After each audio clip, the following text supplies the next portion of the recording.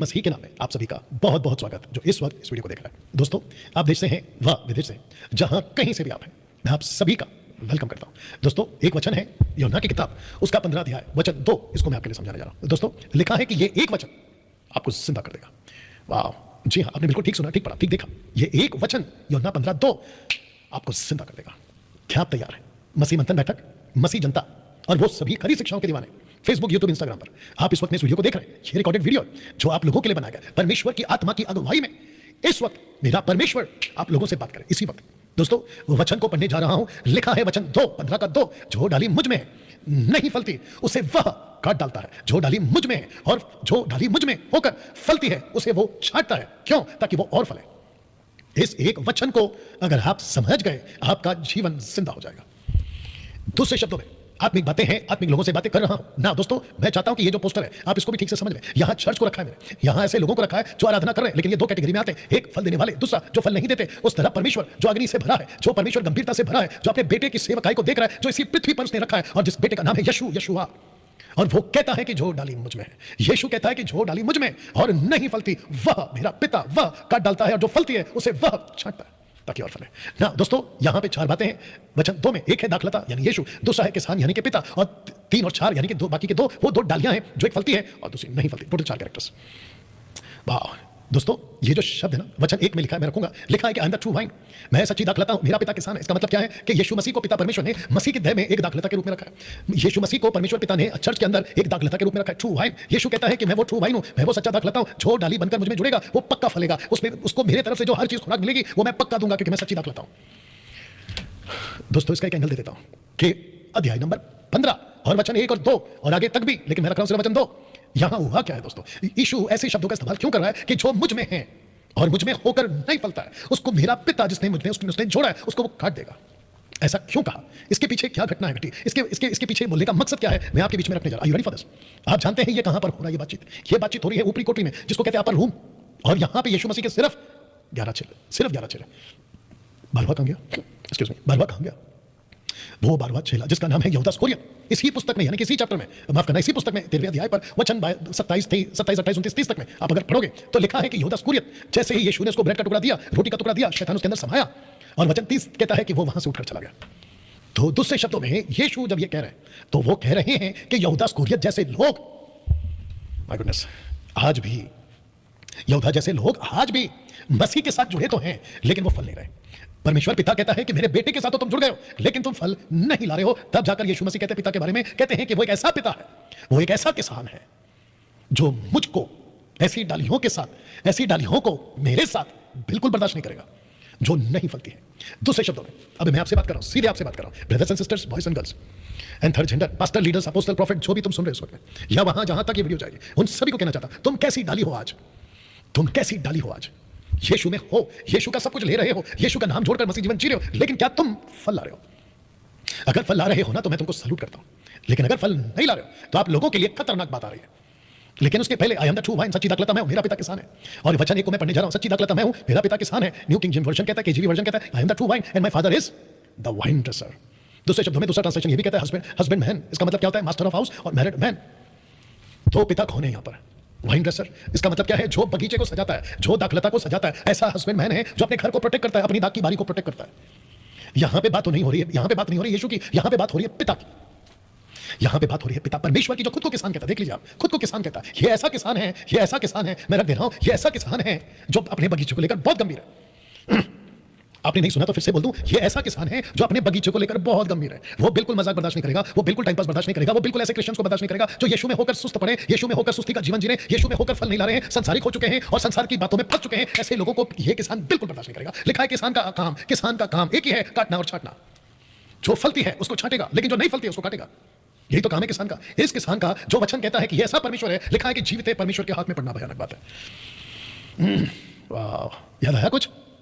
तो जो भी पेंटिकोस्टल, कैरिस्मेटिक, एजी चर्च या बैप्टिस्ट चर्च या फिर आपका जो भी डिनोमिनेशन है, मैं सबसे बात कर रहा हूं, मैं खुद से बात कर रहा हूं, मसीह मंथन से बात कर रहा हूं, मसीह जनता से बात कर रहा हूं, खरी शिक्षा वालों से बात कर रहा हूं, सोशल प्लेटफॉर्म पे जो प्रीच करते हैं मैं उनसे बात कर रहा हूं, जो अटेंडर्स हैं उनसे बात कर रहा हूं, जो हाँ पूरे विश्व में मसीह लोग हैं मैं उनसे बात कर रहा हूं। ये है आपका पिता परमेश्वर, ऐसा है आपका पिता परमेश्वर जो हाथ में कैंची लेकर घूम रहा है। देख लीजिएगा, हाथ में कैंची लेकर घूम रहा है। क्या परमेश्वर पिता प्यार करता है? बिल्कुल करता है। क्या परमेश्वर पिता आशीष देता है? बिल्कुल देता है। क्या परमेश्वर पिता चंगाई देता है? बिल्कुल देता है। क्या परमेश्वर अनुग्रह देता है? बिल्कुल देता है। लेकिन किसको? किसको? ये क्वेश्चन है। वो सबको प्यार नहीं करता, वो सब मसीहों के साथ टाइम पास नहीं करेगा, वो सबकी प्रार्थना का उत्तर नहीं देगा। ये ऐसा पिता किसान है जो बहुत बारीकी से अपने बगीचे की देखरेख करता है, देखभाल करता है। दोस्तों ये चित्र रख रहा हूं, क्या इस दो चित्र में आप खुद को कहां पर पाते हो? इसका उत्तर आज आपको देना ही पड़ेगा। आप कहां हैं आज? आप ऐसी डाली हो या ऐसी डाली हो? आप खुद को कहां पे देख रहे हैं अभी राइट नाउ? मेरी बात सुनते सुनते आप खुद को मसीह कहते हो तो ऐसे हो, काट डाले जाओगे। आप खुद को मसीह कहते हो, ऐसे हो, छांट डाले जाओगे, यानी कि छांटे जाओगे ताकि तुम और फलो। दोस्तों कैसा लग रहा है अभी तक? जिस परमेश्वर पिता को हम कहते थे ना कि ये परमेश्वर पिता है, ये परमेश्वर पिता है जो प्यार करता है, जगत से प्यार करता है, जी हाँ सच है, लेकिन साथ ही साथ वो किसान भी है। वो ऐसा किसान है, कहता है कि जो डाली मुझ में है नहीं फलती उसे वह काट डालता है, वह काट डालता है, और जो फलती है ऐसे छांटता है। इसका मतलब क्या है कि परमेश्वर उन लोगों का है जो जीवित है, परमेश्वर उन लोगों का है जो मजबूत है, परमेश्वर उन लोगों का, ये किसान उन लोगों का है जो यीशु में होकर फल रहे हैं। और क्या लिखा है यूहन्ना 15:7 और 8 में? यही तो लिखा है कि यीशु कहता है मेरे पिता की महिमा, मेरे पिता की खुशी, मेरे पिता को आनंद इसी में मिलता है कि जो डाली मुझ में है वो फल रही है, और बहुत फल रही है। जितने मसीह लोग अभी सुन रहे हैं, अगर आप नहीं फल रहे हो तो उसके हाथ में कैंची तैयार है, ये देख लीजिएगा। डैनियल भाई, फलने से क्या मतलब है? फलने से मतलब है, फल लाने से मतलब है मसीह का काम करना, मसीह के लिए जीना, आगे रखूंगा, मसीह के लिए जागरूक होना, मसीह की गवाही देना।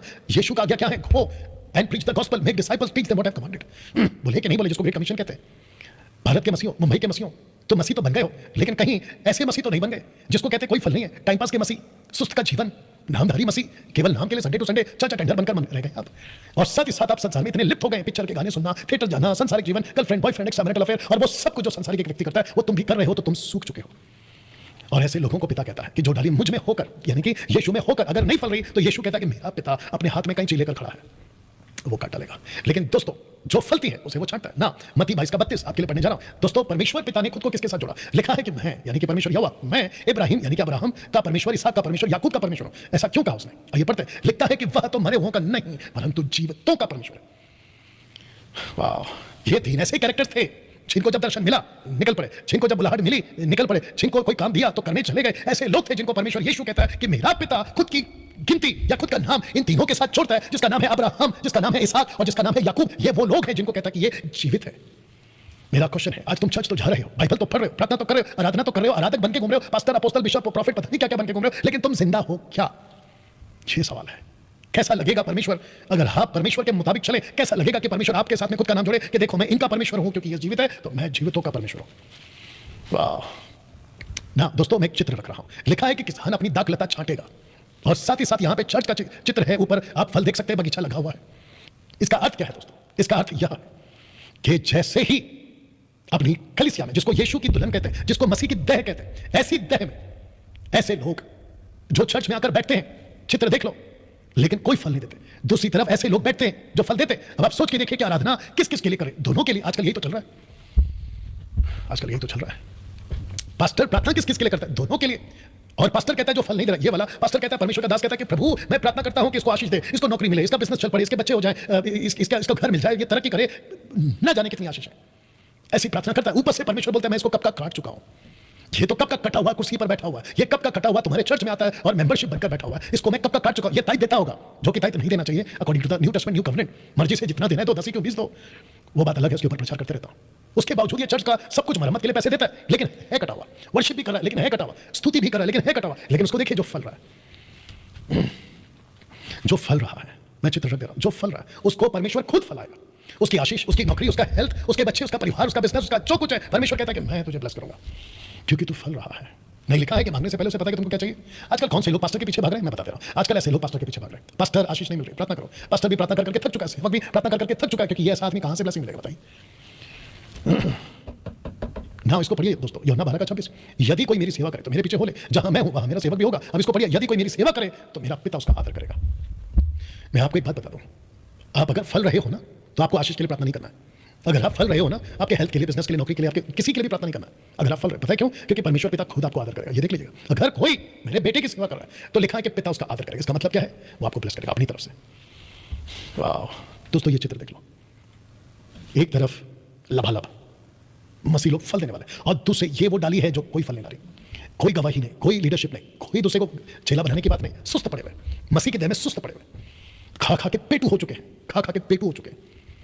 और इनको संसार बहुत अच्छा लगने लगा, संसार की बातें बहुत अच्छी लगने लगी। और जब मुझ जैसे प्रचारक आते हैं तो कहते हैं कि देखो कितना गलत प्रचार कर रहा है, ये हमेशा आलोचना करता है, ये हमेशा जजमेंटल प्रीच करता है। अच्छा, तुम इसलिए कह पा रहे हो क्योंकि तुम कट चुके हो, सूख चुके हो। मेरा मैसेज और वीडियो को बनाने का मकसद एक ही है दोस्तों, ऐसे बनो। लिखा, ये चित्र देख लो, लिखा है कि when you stop growing you start dying. जब तुम नहीं बढ़ रहे हो और जब बढ़ना बंद हो गया है तो तुम्हारा मरने का सफर शुरू हो गया है। दोस्तों, इस स्लाइड के साथ ये वीडियो मैं समाप्त कर रहा हूं और आशा करता हूं कि खुद तो आप सीखोगे और खुद तो आप फलवंत देने वाले बनोगे, लेकिन दूसरों को भी तैयार करोगे। और अगर हो सके उन लोगों तक ये वीडियो को जरूर पहुंचाएं जो आप एक सुस्त का जीवन जी रहे हैं, जो आज एक मरी हुई जिंदगी जी रहे हैं। क्योंकि वो वचन यूहन्ना 15:2 ये संदेश का वीडियो क्या पता उनको जिंदा कर दे। दोस्तों, मिलते हैं अगले वीडियो के साथ। अपना खूब ख्याल रखें। अगर आपने चैनल को सब्सक्राइब नहीं किया है, फेसबुक को लाइक या फॉलो नहीं किया, जरूर करिए।